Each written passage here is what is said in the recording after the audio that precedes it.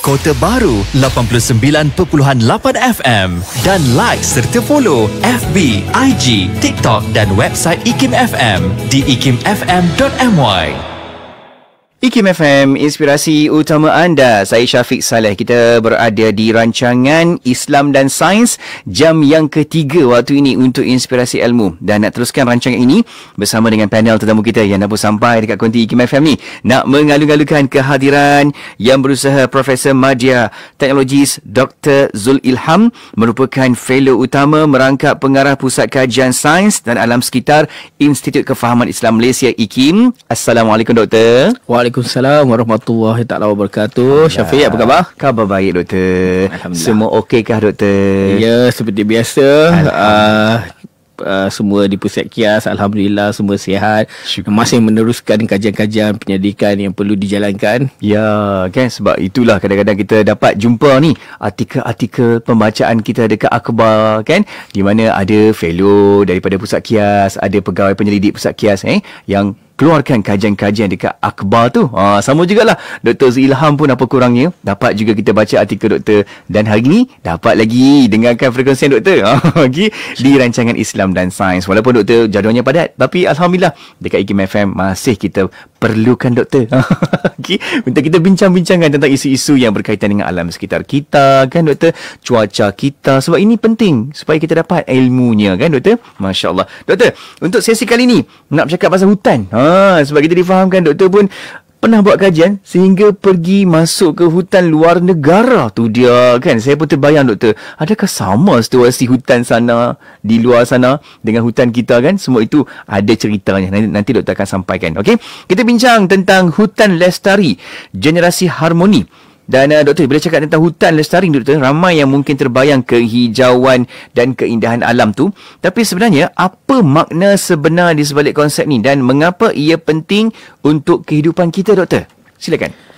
Bismillahirrahmanirrahim. Alhamdulillahillazi anzala ala abdihil kitab wa lam yaj'al lahu iwaja.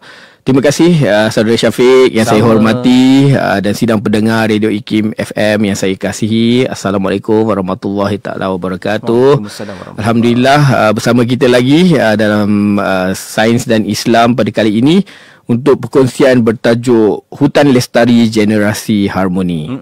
Jadi bila kita sebut tentang hutan lestari ni, Syafiq, ramai kita terbayang akan kehijauan, udara segar, pemandangan yang menenangkan, kan?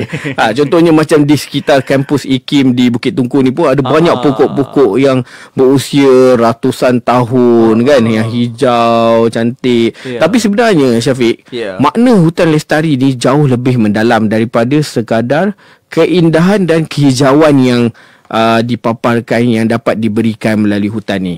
Secara mudahnya, Syafiq, hutan lestari ni bermaksud hutan yang bukan sahaja hijau, mendamaikan, tapi juga diurus dan boleh digunakan, dimanfaatkan dengan cara yang memastikan ianya dapat terus memberikan manfaat di masa hadapan. Bukan untuk kita saja di hari ini, tapi juga untuk generasi akan datang.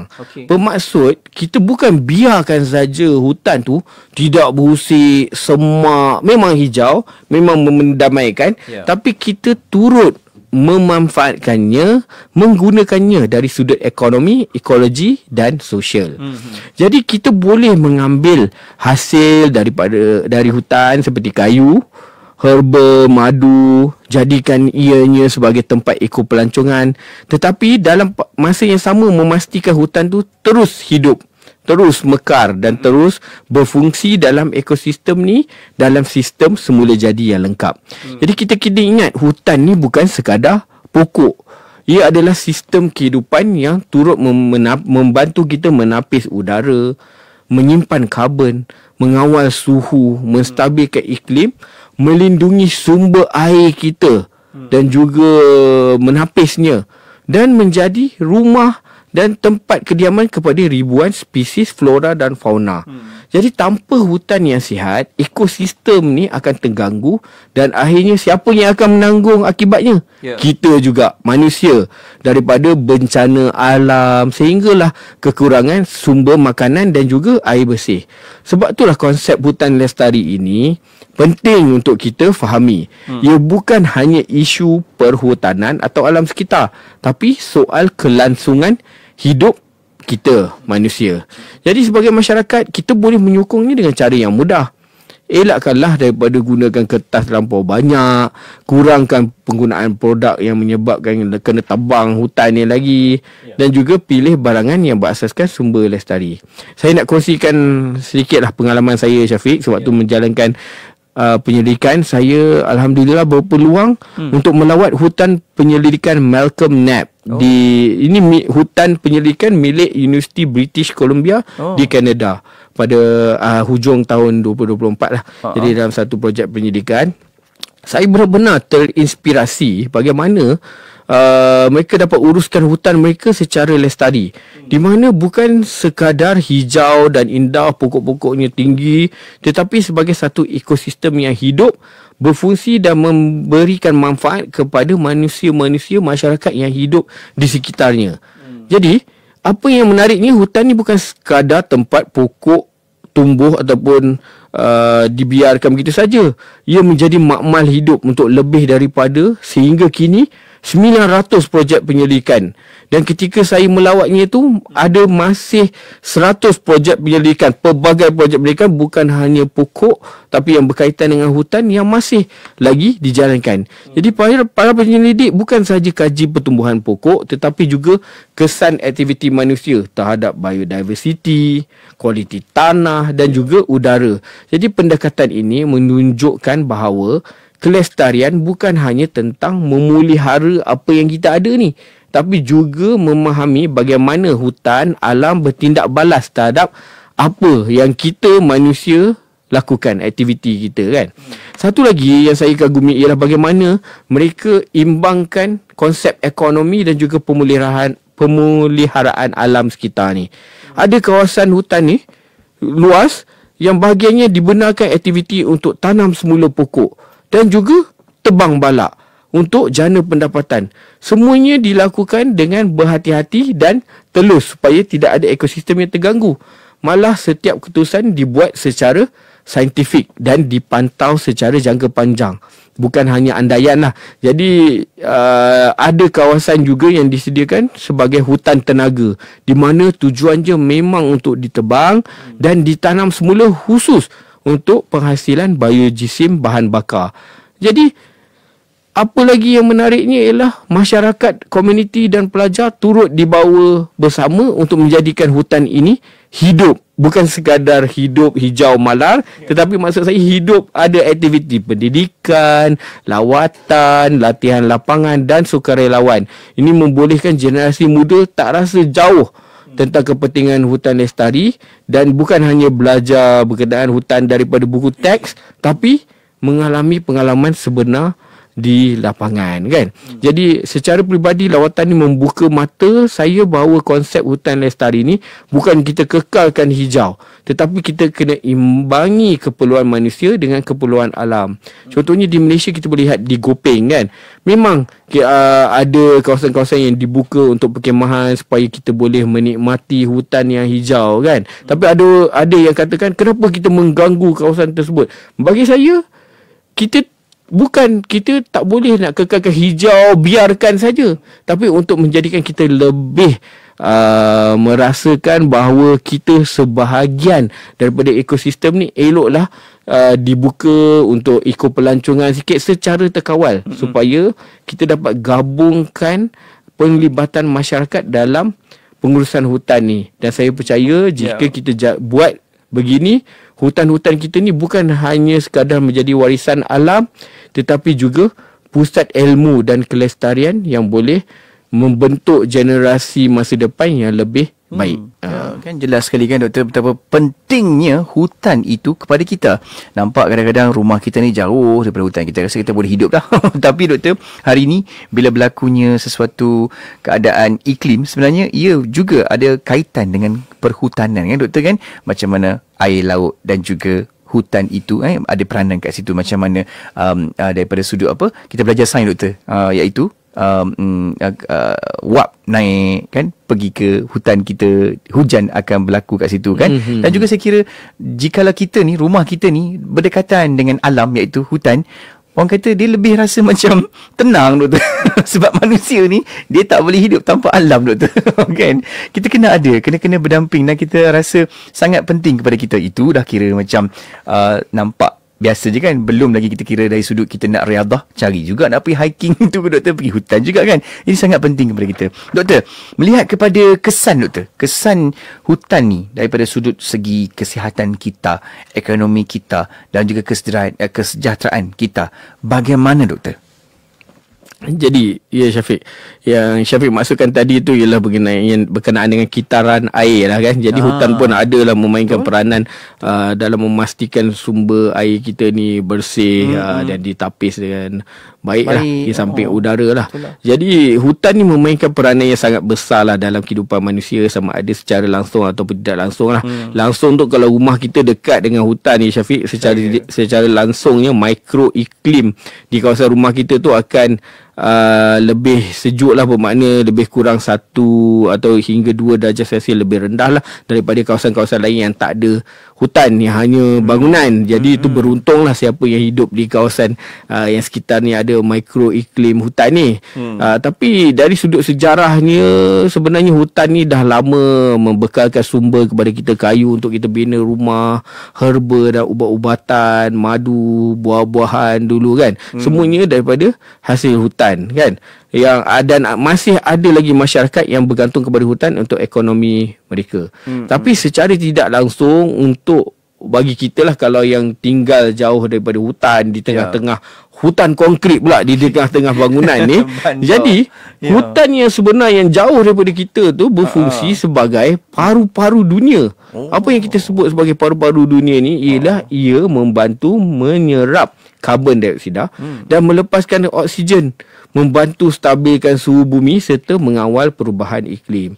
Jadi hutan di seluruh dunia ni, kalau mengikut penyelidikan, dia menyerap sekitar 2 hingga 3 bilion tan karbon dioksida setiap tahun, menjadikannya antara benteng terpenting lah dalam melawan kesan perubahan iklim secara global. Selain daripada itu, yang Syafiq cakap tadi, hutan juga berperanan penting dalam menapis udara dan air, mengawal hakisan tanah serta menjadi kawasan takungan air semula jadi yang kurangkan risiko banjir dan kemarau. Sebab itulah jika ada kawasan hutan di hulu sungai yang diganggu, pasti akan berlaku kepala air lah, berlaku bencana apabila ekosistem ni diganggu. Jadi kajian menunjukkan bahawa kawasan yang berhampiran hutan ni, kualiti udaranya 20 hingga 30% lebih bersih berbanding daripada kawasan yang padat lah, macam kita duduk di bandar ni kan. Jadi dari sudut kesihatan dan kesejahteraan, hutan memberikan kesan yang positif terhadap emosi dan juga rohani manusia.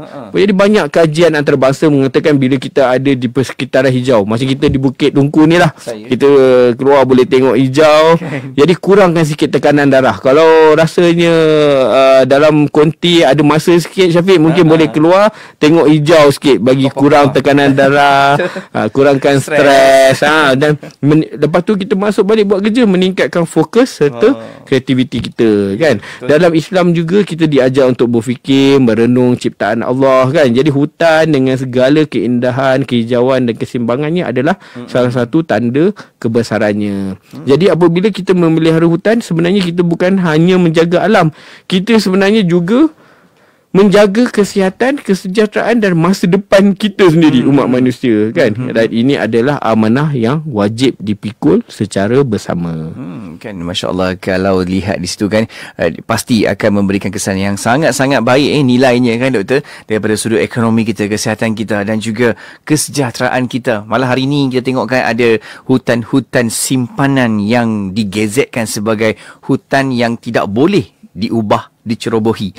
Kena jaga, semua orang kena jaga. Sebab dia memberikan kesan yang sangat-sangat baik kan. Dalam bandar mungkin ada setempat-setempat tertentu kesan ataupun hutan yang masih lagi dipelihara. InsyaAllah kita harapkan semoga usaha ini dapat terus membantu kan ekonomi kita, negara kita menjadi yang terbaik insyaAllah. Doktor, kita nak seketika dan selepas ni kita nak bincang tentang paru-paru dunia.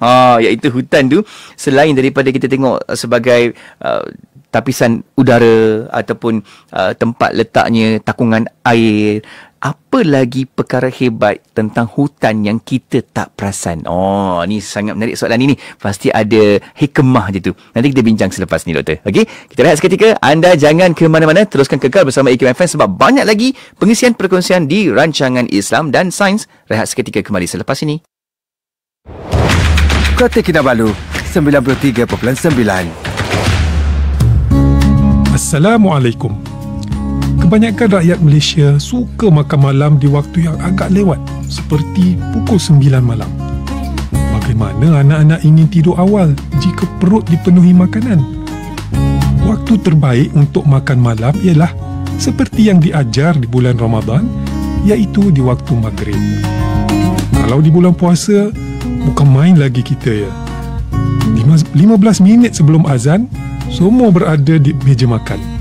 Sebaik saja azan berbunyi, terus tak tunggu apa lagi. Jadi pantun pula.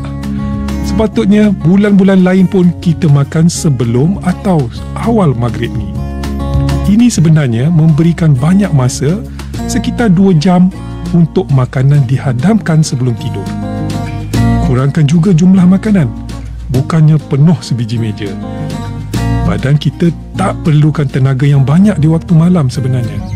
Malah, kalau makan berlebihan akan menjadi punca kegemukan dan obesiti pula. Nampak tak kaitan antara tabiat makan dengan kualiti tidur malam? Tidur yang sangat cukup sangat penting. Tampaknya mustahil untuk anak menumpukan perhatian di dalam kelas. Malah, perkembangan minda juga mungkin terjejas. Mengikut kajian WHO, kanak-kanak di peringkat sekolah rendah memerlukan tidur selama 10 hingga 12 jam. Wow, ini agak susah untuk dicapai. Tetapi, kita mestilah berusaha ke arah itu.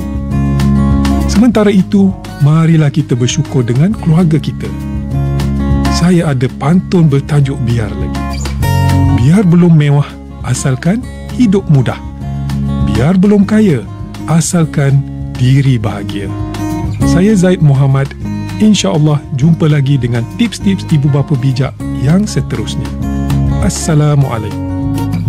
Kita nampak tembok di kiri dan kanan jalan itu, ada yang tembok tinggi dia 1 kaki, ada yang tembok tinggi dia 2 kaki, bergantung kepada cat dekat tepi ni. Jadi kalau tembok kat tepi tu tenggelam, air tu paras mana tenggelam dia? Adakah lain putus-putus yang berwarna putih tu kita nampak lagi di dalam banjir tersebut? Andai kata kita nampak lagi, berarti dia bukanlah 2 kaki, jadi 1 kaki. Jadi kalau 1 kaki adalah 12 inci. Kalau rim kita 13 inci campur dengan tayar, memang kereta kita boleh lalu. Lalulah dengan perlahan, dengan kawal kontrol L untuk auto, 1 untuk manual. Dan kita tekanlah RPM pada 1.8 atau 2 RPM. Jangan perlahan. Jika perlahan, air akan masuk ke pipe, mati. Tolonglah, lepas tu ada orang tukar tolak. Jadi jangan biarkan mati tengah jalan. Apabila lepas, jangan terus laju. Tap brake, tap, tekan brake, supaya ada cengkaman. Dia akan tukar daripada sejuk kepada panas. Lama itu dia akan jadi cengkaman. Jadi barulah selamat. Itu dia dalam banjir. Jadilah seorang pemandu yang bijak. Jadikan selamat kocek, selamat nyawa, dan selamat harta ke mana saja anda pergi. Nak dengar rancangan Santapan Jiwa untuk Kehidupan? Semuanya ada di IKIM FM. Inspirasi utama anda. Hanya di IKIM FM, inspirasi utama anda. Syukur Alhamdulillah. Saya Syafiq Saleh. Kita masih lagi berada di rancangan Islam dan Sains. Dan masih lagi kita nak sama-sama bawakan perbincangan ini dengan panel tetamu kita, iaitu Profesor Madya, Teknologis Dr. Zul Ilham bin Zulkifli Lubis, merupakan fellow utama merangkap pengarah Pusat Kajian Sains dan Alam Sekitar Institut Kefahaman Islam Malaysia, IKIM. Kita bincang tentang hutan lestari, generasi harmoni. Kalau hari ini, Doktor, cakap pasal hutan kan doktor, tengok kepada kehidupan masyarakat bandar, sehingga kan rasa macam jauh dengan pokok-pokok, tapi dekat rumah dia dia mampu tanam pokok bunga. Nampak tak kan? Dia mampu tanam pokok-pokok yang kecil, simple, tapi dapat memberikan inspirasi kepada dia kan. Dan melihat kepada rumah yang ada pokok-pokok ni, dia tenang doktor. Dia tenang okay? Dia tenang, udara pun macam alhamdulillah kan, kita dapat rasa kehidupan tu ada dengan kita. Walaupun kita ni ingat manusia je, tapi sebenarnya kita perlukan alam itu berdamping dekat dengan kita kan doktor. Baik doktor, cakap tentang hutan, itu yang kita gelarkan sebagai paru-paru dunia doktor, yang mana berikan kita udara, tempat kumpulnya air, tempat kita tadahkan air. Jadi sebenarnya doktor, apa lagi peranan hutan yang hebat yang kita tak perasan doktor? Pasti ada ceritanya. Silakan doktor. Ya benar Syafiq. Bila kita sebut tentang hutan lestari ni kan, seperti mana yang saya sebutkan tadi, ramai membayangkan kehijauan, kabus pagi yang indah, bunyi kicauan burung, unggas dan sebagainya. Tapi di sebalik keindahan hutan itu sendiri, hutan sebenarnya adalah satu ekosistem atau institusi kehidupan yang bekerja tanpa henti 24 jam sehari, 7 hari seminggu untuk menjaga, yang saya boleh ingat 3 benda dalam kehidupan kita ni Syafiq. Pertama kesihatan, kedua ekonomi, dan ketiga kesejahteraan lah. Jadi hadiah besar yang saya boleh kongsikan yang pertama sekali ialah hadiah kesihatan, iaitu hutan ni membantu membekalkan oksigen, udara bersih dan juga terapi alam. Dia seumpama doktor kesihatan semula jadilah. Hasilkan oksigen, udara bersih, serap karbon dioksida dan juga zarah-zarah pencemar yang berbahaya. Bayangkanlah satu pokok yang matang boleh menghasilkan oksigen yang cukup barangkali untuk 2 orang atau lebih manusia bernafas setiap hari. Dan tanpa hutan, udara yang kita sedut ni akan tercemar, dan kita mungkin mendapat penyakit bawaan udara lah. Selain itu, hutan ni juga ibarat farmasi semula jadi, yang mana ribuan sumber berasaskan tumbuhan. Ada kita tahu pelbagai lah spesies yang boleh digunakan. Tongkat ali, kacik Fatimah, misai kucing, moringa berasal daripada hutan tropika kita, menjadikan asas kepada ubatan-ubatan tradisional dan juga ubat-ubat moden lah. Dan yang menariknya, hutan ni juga boleh menjadi yang macam saya cerita tadi, ada hutan riadah ataupun tempat kita berkemah di Kuping dan banyak tempat lagi sekarang kan. Ruang terapi emosi dan spiritual, di mana kajian menunjukkan jika kita berjalan di dalam hutan ni, melakukan aktiviti trekking ke, mendaki bukit ke, boleh menurunkan tekanan darah dan juga hormon stres ni kan. Dan dalam seperti mana yang saya sebutkan juga, dalam Islam kita disarankan untuk merenung ciptaan Allah ini kan, untuk melihat hutan ni sebagai tanda kebesaran Allah Subhanahu Wa Taala. Yang kedua Syafiq, ini ialah hadiah ekonomi. Air, rezeki, sumber pendapatan untuk sebahagian daripada masyarakat kita. Akar pokok tadi bertindak seperti macam penapis yang besar, menyerap air hujan, menapis, melepaskan semula air itu secara perlahan-lahan ke sungai dan empangan. Inilah sebabnya ia digelar kawasan tadahan air utama kan. Macam di Hulu Langat, di Ulu Muda. Ini semua kawasan-kawasan yang perlu dilindungi, kerana tanpa hutan, krisis air boleh menjadi ancaman nyata kan. Selain daripada kayu, hutan juga menyediakan hasil yang bukan kayu.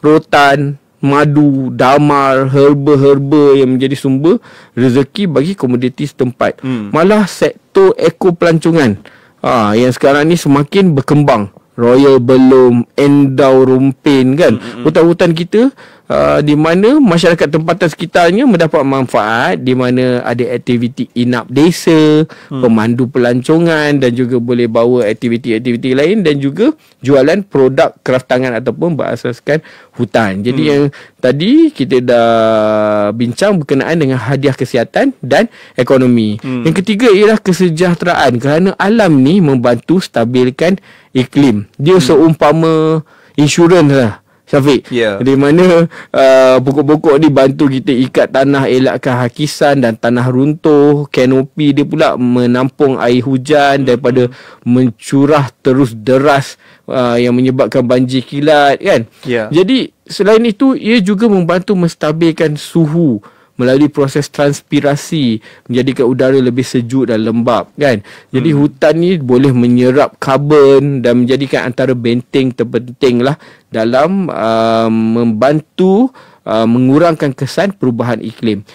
Namun seperti biasalah, kita ada tekanan akibat penebangan hutan, bila musim panas kebakaran hutan, kan. Tapi setiap hektar hutan yang kita ada ni perlulah kita pertahankan dan amatlah bernilai, kan. Tanpa hutan nanti udara boleh menjadi semakin kotor, sumber air berkurangan, suhu meningkat dan terjadinya bencana, kan. Dalam kata lain, bukan saja kita kehilangan alam yang hijau ni, tapi hilang kesejahteraan hidup kita, manusia sendiri, kan. Jadi menjaga hutan ni bukan sahaja soal, saya nak membawa semua pendengar, bukan saja semata-mata soal alam sekitar, tapi tanggungjawab moral, tanggungjawab kita sebagai khalifah, kan. Dan hutan ini ada antara cara Allah memperbaiki bumi ni, dan tugas kita lah untuk terus menjaganya agar nikmat ni kekal dinikmati oleh generasi kita dan juga generasi selepas kita, insyaAllah. Kan, Masya Allah, baru kita nampakkan, doktor, betapa tingginya nilai hutan itu kepada kita, kan. Kita rasa macam mungkin jauh daripada kita. Ada yang kata takutlah nak masuk hutan, tapi tak pun, sebenarnya ia sangat memberikan kesan besar kepada kehidupan seharian kita, kan, doktor. Betapa hari ini kita menikmati udara itu, datangnya oksigen daripada hutan itu sendiri, kan, doktor, kan. Masya Allah. Doktor, melihat kepada cabaran pula, doktor. Kan sekarang ni kita tengokkan, doktor, cabaran untuk kita nak hadapi ni supaya nak pelihara kelestarian hutan dekat Malaysia pada masa kini. Saya membayangkan apa, doktor? Saya membayangkan, doktor, di mana kita melihat kepada populasi manusia semakin meningkat dan kita perlukan tanah untuk kita nak bangunkan kediaman, tempat tinggal manusia, dan ini juga kita terpaksa tebangkan hutan, kan. Adakah ini memberi satu cabaran yang kita perlu hadapi sekarang, doktor? Pendapat doktor, silakan. Ya, sebenarnya memanglah kita dah bincang tadi, kalau kita dapat pelihara hutan ni, dia akan jadi baiklah untuk kita semua. Walau bagaimanapun, secara realitinya ada banyak cabaran lah dalam usaha kita untuk memastikan hutan kita ini lestari. Jadi antaranya ialah pertama sekali tekanan pembangunan dan ekonomi yang tidak seimbang lah, di mana kita perlu ada titik tengah di mana manusia ni perlu menjalankan aktiviti ekonomi seperti pembalakan, peladangan komersial, kan. Kita perlu juga tanam sumber makanan kita yang memerlukan tanah yang luas, kan. Kita juga perlukan bina infrastruktur tempat kediaman yang kadang-kala terpaksa mengorbankan kawasan hutan. Tapi kita mesti ada titik tengah, ataupun kita mesti ada garis sempadan yang jelas dibuat supaya kita fikirkan jangan hanya pulangan jangka pendek, tapi mengorbankan kelestarian jangka masa panjang, kan. Jadi dalam usaha kita nak membina ekonomi hijau ni, kita tidak boleh bergantung kepada model pembangunan lama yang tidak lestari lah. Jadi kita pun perlu berganjak daripada model pembangunan lama ni untuk mula melihat kepada cara-cara untuk membangun secara hijau. Yang kedua, dari segi penguatkuasaan dan tadbir uruslah, kita di Malaysia ni ada akta dan dasar yang baik, tetapi sudah pastilah kita ada ruang-ruang yang mana keberkesanan dasar dan akta kita ni dapat dikuatkuasakan dengan pemantauan di lapangan yang lebih baiklah, supaya tidak berlaku kebocoran lah, ada sumber hutan yang dibawa keluar ataupun yang diambil secara haram lah, kita sebut di sini, Syafiq. Jadi kemudian dari segi kesedaran dan pelibatan masyarakat ni, saya rasa masyarakat alhamdulillah sekarang semakin mempunyai kesedaran tentang kepentingan penjagaan alam sekitar dan juga hutan ni, kan. Jadi kalau kita mahukan hutan kita kekal ni, kita kena pastikan masyarakat yang tinggal di sekelilingnya sejahtera. Barulah tiada gangguan kepada hutan. Hutan menjadi sumber, sebahagian daripada sumber ekonomi mereka, mungkin melalui macam yang saya sebutkan tadi, eko pelancongan, inap desa, pemandu pelancong. Jadi kerana ada pergantungan di antara hutan dan masyarakat yang hidup sekitarnya, maka ia menjadi sejahtera. Dan seterusnya lagi, ancaman perubahan iklim. Dan kadang-kadang disebabkan perubahan iklim ni, ekosistem hutan kita tertekan kan, kerana corak hujan yang berubah, kebakaran hutan yang mungkin boleh berlaku kan.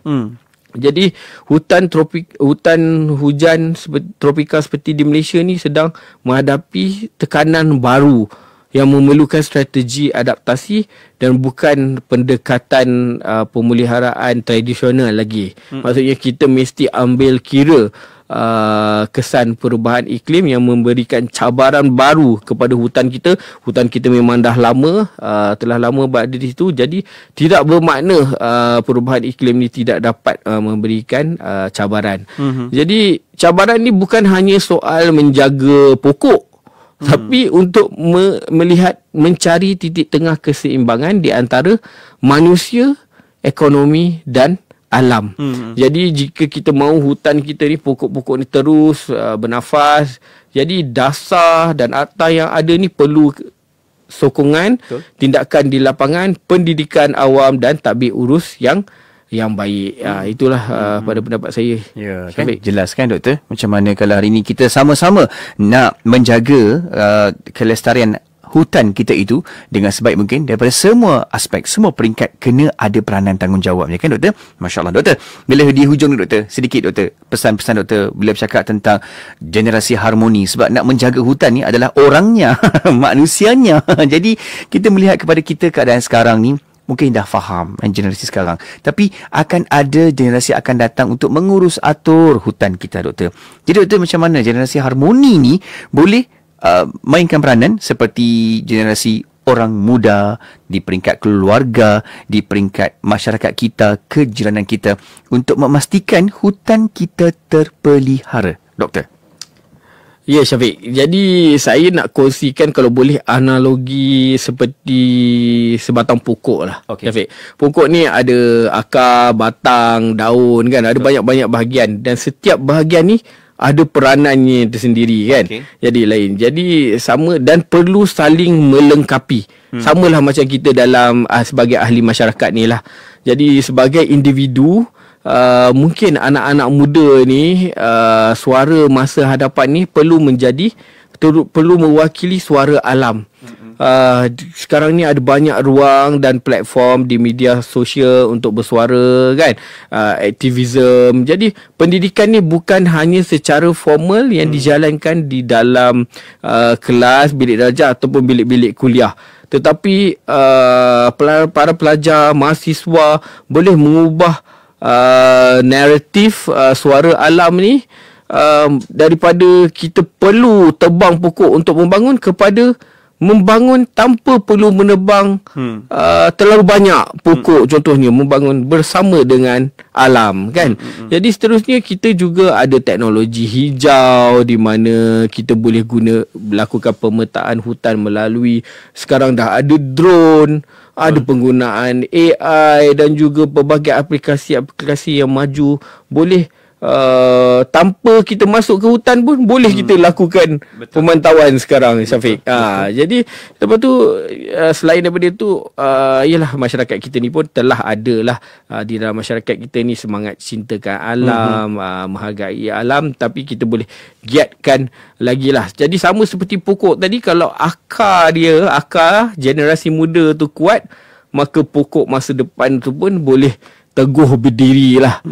Syafiq, kita lihat di situ. Jadi keluarga pula perlu memainkan peranan penting, kerana ini adalah madrasah pertama di mana cinta kepada alam ni dapat disemai kan. Jika kita pastikan keluarga kita, anak-anak dibesarkan dengan kesedaran bahawa setiap titis air, setiap hela nafas ini ada sumbangan daripada hutan, maka hormat kita kepada alam tu akan lahir secara semula jadi kan. Jadi secara semula jadinya kita akan tahu yang kita perlu pelihara alam ni, kerana ia juga melibatkan kesejahteraan kita kan. Jadi apabila individu, keluarga telah sama-sama melindungi hutan, maka masyarakat pula dapat menjadi itulah seperti pokok tu, batang yang menyokong dan melindungi seluruh ekosistem nilai ni kan. Betul. Jadi masyarakat, institusi sosial boleh melakukan gerakan pelindungan alam, masjid, sekolah, NGO, institusi pengajian tinggi ni banyak mahasiswa yang baru mendaftar minggu lepas kan. Jadi Syafiq boleh cari aktiviti yang berselesaian kan, supaya dapat kita lakukan aktiviti yang dapat pemeliharaan, ekopelancongan dan juga pengurusan sumber hutan. Jadi generasi harmoni ni yang kita sebut hutan lestari generasi harmoni bukanlah sekadar istilah. Jadi harus menjadi ekosistem nilai apabila generasi muda digerakkan dengan ilmu dan keluarga tadi sebagai madrasah pertama dan masyarakat disatukan dengan rasa tanggungjawab bersama, maka hutan kita akan terus hidup bukan sekadar di atas peta ya Syafiq, tetapi di setiap jiwa kita rakyat Malaysia, dan supaya di samping itu menjaga hubungan antara manusia, alam dan Tuhan, insya-Allah.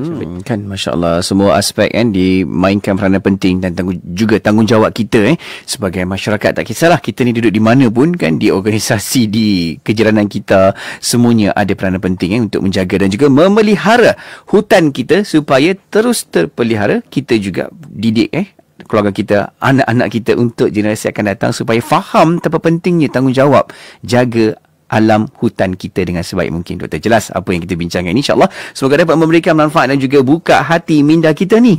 Kan kena ada rasa ataupun mindset kita supaya kita dengan alam iaitu hutan ada peranan penting, ada tanggungjawabnya. Terima kasih Doktor atas perkongsian ini. InsyaAllah kita jumpa lagi dalam pertemuan kita akan datang dalam sesi rancangan Islam dan Sains. Doktor mungkin selepas ni akan kembali semula ke Pusat Kias untuk teruskan lagi tugasan Doktor. InsyaAllah doakan untuk Doktor semoga dipermudahkan tugasan Doktor. InsyaAllah jumpa lagi Doktor. Assalamualaikum. Waalaikumsalam warahmatullahi taala wabarakatuh. Terima kasih Syafiq. Sama, syukur, alhamdulillah. Terima kasih juga kepada anda yang sama-sama ikuti Bola Bicara ini dan teruskan kekal bersama IKIM FM. Banyak lagi pengisian perkongsian selepas ini hanya di IKIM FM, inspirasi utama anda. Johor Bahru 106.2 FM atau muat turun aplikasi IKIM FM di Google Play dan Apple App Store di telefon pintar anda.